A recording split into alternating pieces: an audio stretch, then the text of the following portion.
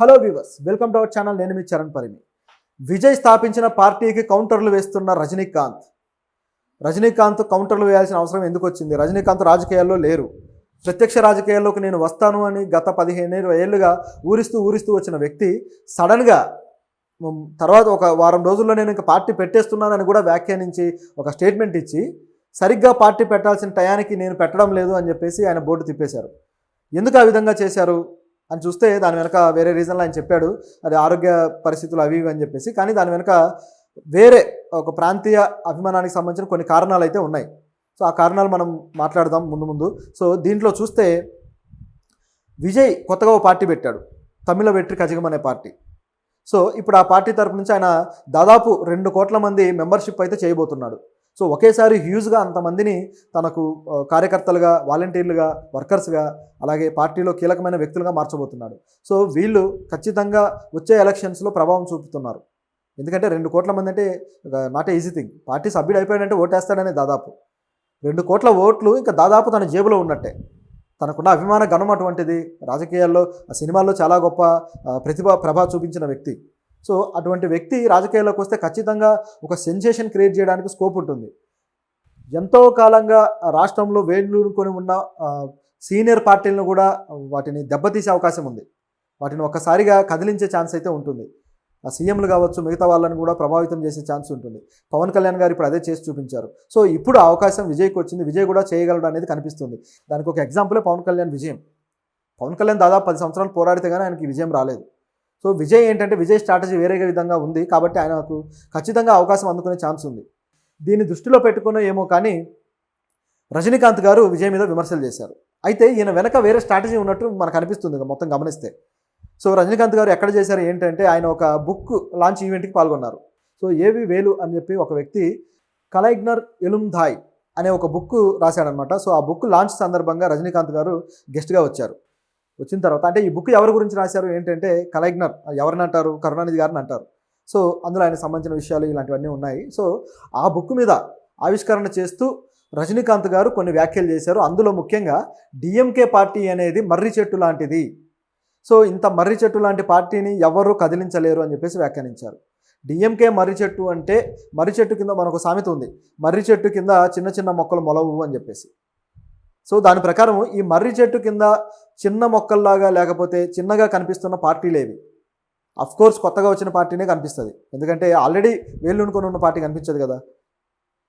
So ఈ కొత్తగా వచ్చిన విజయ్ పార్టీ మీద పరోక్షంగా ఈయన వ్యాఖ్యలు చేశారన్నట్టుగా తమిళనాడు రాజకీయాల్లో ఇప్పుడు పెద్ద దుమారం రేగుతుంది. సోషల్ మీడియాలో కూడా విజయ్ ఫ్యాన్స్ దీన్ని కామెంట్ చేస్తూ వస్తున్నారనమాట. సో ఎందుకు విజయ్ని ఈయన అనాలి?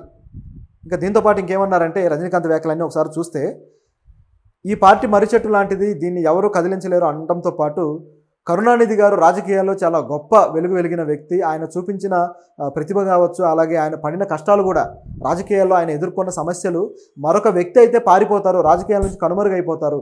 కరుణానిధి గారు మాత్రం కాబట్టే ఆయన తట్టుకొని ఇక్కడ నిలబడగలిగారు అని చెప్పేసి ఆయన అన్నారు. సో కరుణానిధి నిజానికి గతంలో అయితే ఆయన సినిమా నుంచి వచ్చిన వ్యక్తి. ఆయన కూడా గొప్ప రచయితగా ఆయనకు పేరుంది. అద్భుతమైన నాటకాలు, సినిమాలకు డైలాగులు అనేకం రాశారు. సో ఆయన కవిత్వం కూడా చాలా గొప్పది. అంటే అణగారిన వర్గాల ఐడియాలజీతోటి, అంటే ఆయన రామస్వామి పెరియార్ ఆయన స్ఫూర్తి ఉంది ఆయనకి. సో ఆ ఐడియాలజీతోటి చాలా గొప్పగా రాసిన వ్యక్తి. తర్వాత రాజకీయాల్లో కూడా గొప్ప ప్రతిభ చూపించారు. సో ఇంత చేసిన తర్వాత ఈయనని ఈ విధంగా మెచ్చుకోవడంలో ఎటువంటి తప్పు లేదు. కాకపోతే సెటైర్లు వేరే వ్యక్తి మీద వేయడం అనేది ఇక్కడ కొంచెం కాంట్రవర్సీ అవుతుంది. కరుణానిధి గారిని అలాగే రాజ్నాథ్ సింగ్ గారు కూడా చాలాసేపు మెచ్చుకున్నారు. సో ఆ విషయాన్ని కూడా ఒక సందర్భంలో మెచ్చుకుంటే దాన్ని కూడా కోట్ చేస్తూ, రాజ్నాథ్ సింగ్ గారు ఇంత గొప్పగా కరుణానిధి గారిని మెచ్చుకున్నారు, పొగిడారు అంటే అది ఊరికే జరగలేదు, కేంద్ర ప్రభుత్వ పెద్దల పర్మిషన్ తోటే జరిగింది అని చెప్పేసి రజనీకాంత్ గారు అన్నారు. ఎంతో కాలంగా రాష్ట్రంలో వేళ్ళూనుకొని ఉన్న సీనియర్ పార్టీలను కూడా వాటిని దెబ్బతీసే అవకాశం ఉంది.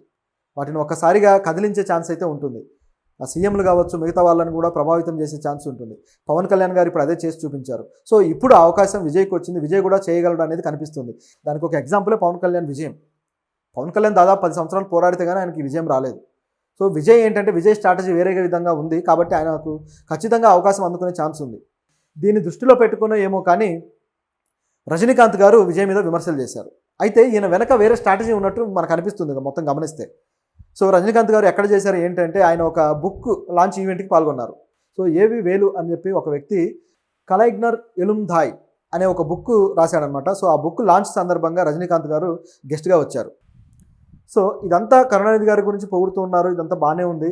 అలాగే స్టాలిన్ గారి గురించి కూడా సీనియర్లు కరుణానిధి గారితో పనిచేసి తర్వాత లేదా ఆయన ప్రభుత్వంలో వచ్చిన వాళ్ళు ఇప్పుడు సీనియర్లుగా ఉంటారు కదా. సో ఇలాంటి సీనియర్లను హ్యాండిల్ చేయడం చాలా కష్టమైన పని. సో అయినా సరే చాలా అద్భుతంగా హ్యాండిల్ చేస్తూ ప్రభుత్వాన్ని నడిపిస్తున్నారు స్టాలిన్ అని చెప్పేసి స్టాలిన్ గారి మీద కూడా పొగడ్తలు వేయడం జరిగింది. సో ఇది ఇక్కడ కనిపిస్తూ ఉన్న విషయం. అయితే ఎందుకు రజనీకాంత్ గారు ఇటువైపు ఈ పార్టీ వైపు స్టాండ్ తీసుకున్నారు? మామూలుగా అయితే ఆయన బీజేపీ వైపు ఎక్కువగా మొగ్గు చూపుతూ ఉంటారు. ఆధ్యాత్మిక రాజకీయాలు తీసుకొస్తానని చెప్పేసి ఆయన గతంలో వ్యాఖ్యానించారు తన పార్టీ పెట్టాలనుకున్నప్పుడు. ఆధ్యాత్మిక రాజకీయం ఏంటనేది ఎవరికి అర్థం కాల. రాజకీయం అనేది సామాజిక రాజకీయం ఉంటుంది, ఎందుకంటే సమాజాన్ని బాగుపరచాలని. ఆధ్యాత్మిక రాజకీయం అంటే దానిలోకి మరి ఆయన నమ్మే ఏ అద్వైత సిద్ధాంతాల్లో దేన్నో తేబోతున్నారా అనే క్వశ్చన్ కూడా వచ్చింది. సో మొత్తానికి ఆయన పార్టీయే లేదు కాబట్టి ఆయన సిద్ధాంతం కూడా లేనట్టే. అయితే ఇప్పుడు అటువంటి వ్యాఖ్యలు చేసిన వ్యక్తి ఈ అణగారిన వర్గాల గురించి మాట్లాడే ఈ పార్టీ, అలాగే ద్రవిడ సిద్ధాంతాన్ని గురించి మాట్లాడే ఈ డిఎంకే పార్టీ, అలాగే మూఢ విశ్వాసాలు గురించి మాట్లాడి అలాగే హేతువాదాన్ని గురించి సపోర్ట్ చేసే ఈ పార్టీకి రజనీకాంత్ గారు ఎందుకు ముందుకు వచ్చారు సపోర్ట్గా అంటే, ఇక్కడ కూడా కొన్ని రాజకీయ వివాదాలు ఉన్నాయి. రజనీకాంత్ గారికి అలాగే జయలలిత గారికి కూడా ఎప్పుడు పడేది కాదు. అక్కడ కూడా అనేక రాజకీయ సమస్యలు ఉన్నాయి. వాళ్ళ మధ్య ఆధిపత్య పోరు కూడా ఇంటర్నల్గా జరిగిన సంఘటనలు ఉన్నాయి. పైగా రజనీకాంత్ గారు అక్కడ లోకల్ పర్సన్ కాకపోవడం వల్ల, తమిళుడు కాకపోవడం వల్ల కూడా ఆయన మీద కొన్ని పార్టీల వాళ్ళు విమర్శలు చేసి ఆయన్ని కార్నర్ చేయడానికి ప్రయత్నించారు. ఆయన పార్టీ పెట్టకపోవడానికి అసలైన రీజన్ ఇదే. అంటే ఆయన తమిళుడు కాదు అని చెప్పేసి పెద్ద పెద్ద లెజెండ్స్ కూడా వ్యాఖ్యానించడం అనేది రజనీకాంత్ గారిని కూడా హర్ట్ చేసింది. దాదాపు 40 ఏళ్ళుగా తమిళనాడులోనే నివసిస్తూ తమిళనాడు వ్యక్తిగా మారిపోయాడు. అసలు అమెరికా వెళ్ళి ఒక 20 ఏళ్ళు ఉంటే అక్కడ అధ్యక్షుడు అవడానికి కూడా అవకాశం ఉంటుంది కమలా హ్యారిస్ లాంటి వాళ్ళకి. కానీ తమిళనాడులో మాత్రం అక్కడ రాజకీయాల్లో సీఎం అయ్యే అర్హతే లేదు అని చెప్పేసి భారతీ రాజా లాంటి లెజెండరీ డైరెక్టర్స్ కూడా వ్యాఖ్యానించారు. సో అలాంటి సందర్భంలో బాగా నొచ్చుకున్నారు. అయితే ఆయనకంటూ ఒక పొలిటికల్ స్టాండ్ ఉండాలి, అలాగే పొలిటికల్ పార్టీకి మద్దతు ఇస్తేనే ఆయనకు సాగుతుందని భావించారేమో కానీ ఆయన జయలలిత గారికి వ్యతిరేకంగా డిఎంకే పార్టీని సపోర్ట్ చేస్తూ వచ్చారు. ఇంటర్నల్గా సపోర్ట్ చేశారు, బహిరంగంగా కాకపోయినా. అయితే ఇక్కడ ఒక విషయం గమనించాల్సింది ఏంటంటే, విజయ్ పార్టీని ఎందుకు కౌంటర్ చేయాలి? ఎందుకంటే విజయ్ పార్టీ నెక్స్ట్ డిఎంకేకి వ్యతిరేకంగా పోరాడుతుంది కాబట్టి, నెక్స్ట్ వీళ్ళకి ప్రతిపక్షంగా అదే నిలబడబోతుంది కాబట్టి. ఎందుకంటే ఇప్పుడు జయలలిత గారు ఎలాగూ లేరు. సో నెక్స్ట్ 2 ఏళ్లలో ఎలక్షన్స్ రాబోతూ ఉన్నాయి. సో ఈ సందర్భంలో ఇక ఈ పార్టీకి బలమైన ప్రత్యర్థిగా ఎవరు ఉండబోతారంటే విజయ్ అన్నట్టు కనిపిస్తుంది సీన్. కాబట్టి విజయ్కి కౌంటర్గా రజనీకాంత్ గారి ఇమేజ్ను వాడుకోవడానికి ఈ డిఎంకే ఆయన రెడీ చేసిందేమో అన్నట్లుగా ఉంది సినారియో. అది కూడా జరగచ్చు. సో రజనీకాంత్ గారికి ఇప్పుడు కాదని చెప్పే ఆప్షన్ కూడా లేదు. ఎందుకంటే ఆయన ఎంత ఫ్యాన్ బేస్ ఉన్న వ్యక్తి అయినా సరే, ఆయన అక్కడి ప్రాంతం వ్యక్తి కాకపోవడంతో ఆయన మీద ఈ విమర్శ ఎప్పుడు రేగినా ఆయన జీవితానికి అక్కడ తెరపడ్డట్టే, అంటే ఆయన సినీ జీవితానికి. ఇంకేముంది, ఆయన రిటైర్ అవ్వచ్చు కూడా. కాకపోతే అక్కడ అప్పటిదాకా సంపాదించుకున్న అభిమానాన్ని ఒకసారిగా ఇలాంటి ప్రాంతీయ విద్వేషంతో, విద్వేష భావజాలంతో పోగొట్టుకోవడం అనేది ఏ వ్యక్తికైనా సరే చాలా బాధాకరమైన విషయం అవుతుంది కదా. అదొక లైఫ్ టైం అచీవ్మెంట్ ఆయన ఇప్పటిదాకా సాధించింది. సో ఈ విషయంలో రజనీకాంత్ గారు చాలా స్ట్రాటజిక్గా అడుగులు వేస్తున్నట్టు ఉంది. అలాగే డిఎంకే కూడా విజయ్కి చెక్కు పెట్టడానికి ఇలాంటి స్టెప్స్ తీసుకుంటున్నట్టుగా ఉంది. సో మరి చూద్దాం, తమిళనాడు రాజకీయాలు నెక్స్ట్ మాత్రం చాలా ఆసక్తికరంగా మారబోతున్నాయి.